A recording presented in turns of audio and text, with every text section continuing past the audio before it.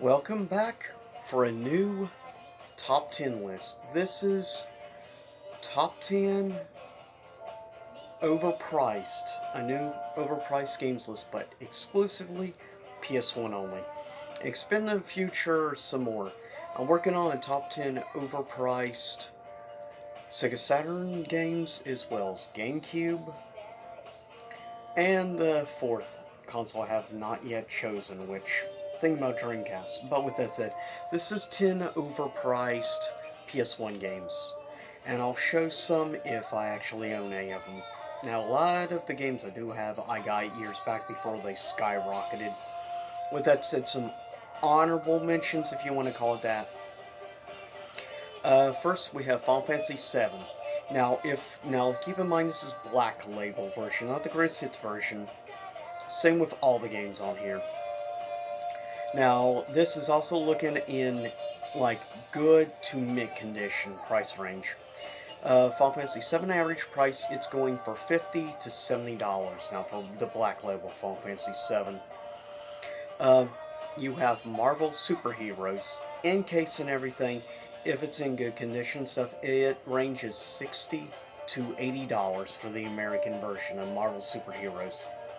Saturn version of the American release is even more.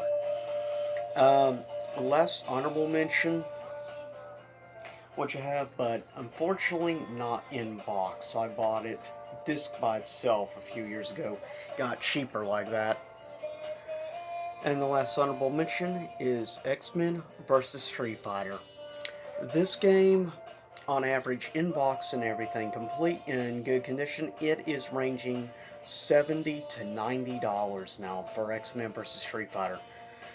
Not as much though, just by itself. Coming in at number 10 is a game that I'm sure many people out there are familiar with. And number 10 is a little game from Capcom and is the original Darkstalkers, known as Vampire in Japan. At 10, the classic original Darkstalkers on PS1. Average price, it ranges $75 to $100 for the original Darkstalkers. So, yeah, it's gone up quite a bit in price over time. And by the way, expect a lot of this list to be dominated by Capcom. Same as the Sega Saturn list is going to be the same way. Coming in at number 9 is a game that I'm sure people are familiar with,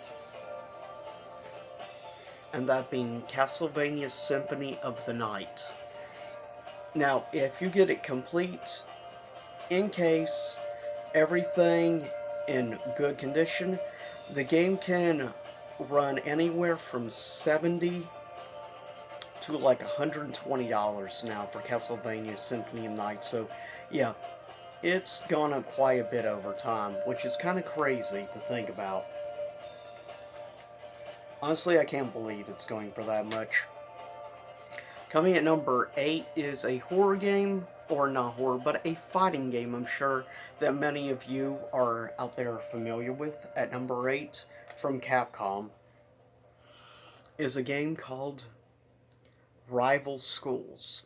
Now, if you can get it in box, complete everything, in solid condition, range can go from $80 to $120.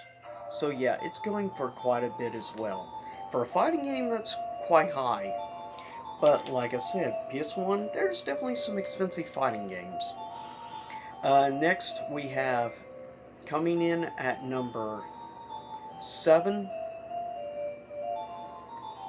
is a game I'm sure everyone is familiar with. Coming at number 7 is a game also again from Capcom. At 7 is Darkstalkers 3, aka in Japan, Vampire Savior. And on average, it can range from $90 to $120 on average for Darkstalkers 3. So as you see, the Darkstalker games are going for quite a bit of money domestically in North America. Next, coming in at number 6. Oh boy. Coming in at number 6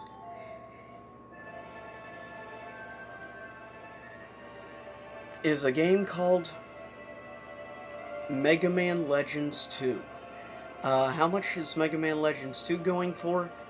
It is, on average, as long as it's in box, in solid condition to mint condition, it can range from $110 to $180 for Mega Man Legends 2. So Legends 2 is definitely starting to become a big collector's item, becoming in demand. I think as more people have come across and been introduced to the Mega Man Legends series. Now I am happy the fact I have 1 and 2, though without boxes, unfortunately, but because of that, when I got them several years ago, got them for pretty cheap. I looked out. Coming in at number 5 is a game that personally I would love to get my hands on. Coming at number 5 is a little game called Resident Evil, and we're talking the original Resident Evil in the long box. Yeah, not the director's cut, but the actual full long box original version that was first released on the PS1. How much can it go for? Well, if you're wanting the long box version of the original RE, you are looking at, it can range anywhere from $120 to $200 in mint condition. So yeah, original Resident Evil going for quite a pretty penny now. Next we have at number 5, but keep in mind, number 5 is strictly, or rather, number 4 is strictly the complete version. And that is Lunar Silver Star Story. Like I said though, it has to be the complete version in mint condition and stuff. Lunar Silver Star Story on average can run from $100 to $150. Pretty pricey though. Like new, it's ridiculous, but yeah, it's still going for a hefty penny. But it's not really gone up, believe it or not. It's been that same price range for almost a decade now. So it's not really skyrocketing in price. I think because the demand for Lunar isn't as high as other JRPGs from the console. And even though technically not on the list, I'll mention quickly, like Lunar 2 is a little bit cheaper. Like Lunar 2 Eternal Blue, though, about the same. It runs complete version, $90 to $150. So both games are going to set back about the same amount. Now, personally, I still want to get my hands on Lunar 2 Eternal Blue, though game-wise, I much prefer Silver Star Story. Next, we have a little game called Clock Tower. Though technically it's Clock Tower 2, but it was released as Clock Tower 1 here in the West, which is a classic survival horror game. Now, I want to get a reproduction cartridge of the original Super Nintendo version, but yeah, it got ported to PS1, though that is the classic. They renamed Clock Tower 1 when they finally released it on the PlayStation 1, that is. But Clock Tower 2, aka Clock Tower 1, on average, it will set you back, depending on condition, $150 to $300. So yeah, horror games, some are definitely going for a pretty penny. Now we're at number, when we start getting really pricey. With that said, the next is a less well-known game. Now, when I picked the game up personally from a retro convention, it included all the papers and stuff and the disc. But, with that said, unfortunately, it didn't come with the manual. So because of it just being the paper things, is along with also the game, but excluding the actual booklet, and a case and stuff, I got the game for a fraction of what it's going for now.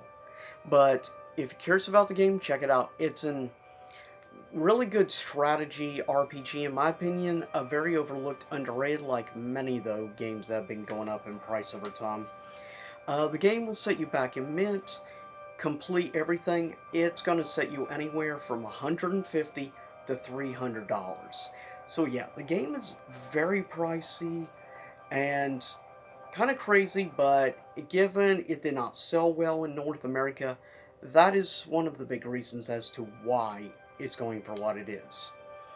Now, with that said, even though I'm sure everyone out there is familiar with number one, which has really gone up in price as time has gone on.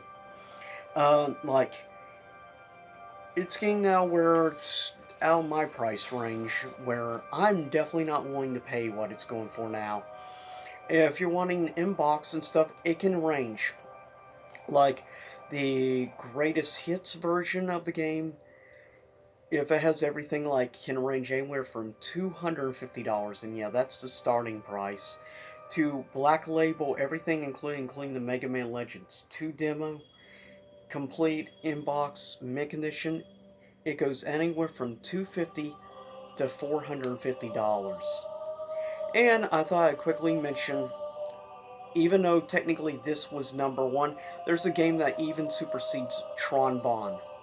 But yeah, Misadventures Tron Bonne is technically number one. But I'm going to give a special, even higher ranking to one other game released only in Japan and very limited quantity was actually printed.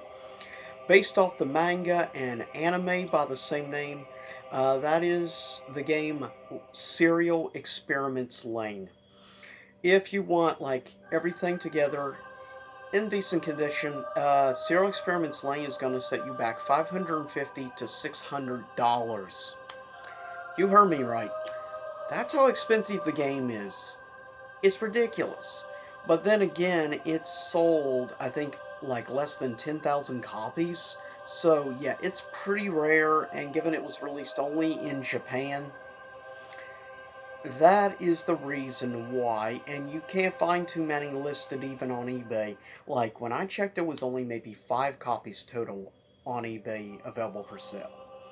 So yeah, with that said, that is just 10 definitely overpriced games, in my opinion, for the PS1. So stay tuned in the future for a Sega Saturn edition. I'm sure you all will know what number one is going to be, but I'd even decide to put the prices of each of the 3 regions. But with that said, I'll see y'all next time, same YouTube channel. Hopefully you enjoyed the music in the background for Mega Man Legends 2. With that said, I'll see y'all next time. Stay safe.